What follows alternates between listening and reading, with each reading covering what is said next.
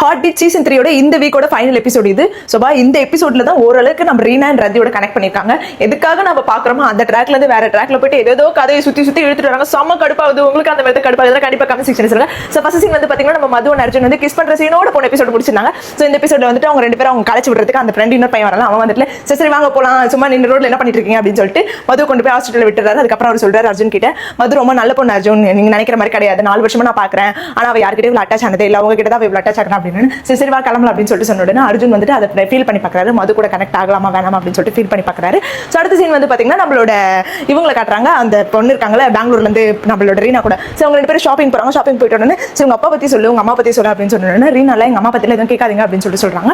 சொல்லிட்டு பிறகு என்ன ஆகுதுன்னா அவங்க பேசிட்டே இருக்கும்போது சரி ஓகே நான் எதுவுமே கேட்கல, நான் போய் பில் பே பண்ணிட்டு வந்துறேன் அப்படின்னு சொன்ன உடனே ரீனா மைக்கடிச்சு கீழே வந்துறாங்க. அந்த பொண்ணு ஹாஸ்பிட்டல் கொண்டு போய் சேர்க்கறாங்க. விஜய் அவர் பிரச்சனை நல்லா திட்டி விட்டுறாரு, நீங்க எதுக்கு தனியா கூட்டு போனீங்க அப்படின்னு சொல்லிட்டு திட்டி விட்டுறாரு. அதுக்கப்புறம் எதுக்கு தான் இந்த மாதிரி ஆகுதுன்னு தெரியல அப்படின்னு சொல்லிட்டு பேசிட்டே இருக்கும்போது கதிர் வந்து ரீனாவோட வயித்துல வந்துட்டு கிட்னி டிரான்ஸ்பிளான்டேஷன் இங்க தான் வந்துட்டு நம்மளோட சீன்ஸே இருக்கு, இங்க தான் ட்விஸ்டே இங்க தான் இருக்கு. ஸோ ரீனாக்கு வந்து கிட்னி டிரான்ஸ்பிளான்டேஷன் பண்ணிருக்காங்க போன ஆக்சிடென்ட் ஆனதுல. ஸோ அது வந்து கிட்னி யார் கொடுத்துருக்காங்கன்னா நம்மளோட ரதி. ஸோ அது வந்து நம்மளோட விஜய்க்கும் தெரியாது, ரீனாக்கும் தெரியாது நினைக்கிறேன். ஆனா இந்த விஷயம் ராக்கிக்கு மட்டும் தான் தெரிஞ்சிருக்கு. ராக்கிக்கு தெரிஞ்ச மாதிரி ஆனா காட்டியிருக்காங்க, ஆனா அவராவே ஓப்பனாவே சொல்லல, எனக்கு தெரியும் அப்படின்ற விஷயத்தை அவர் சொல்லல.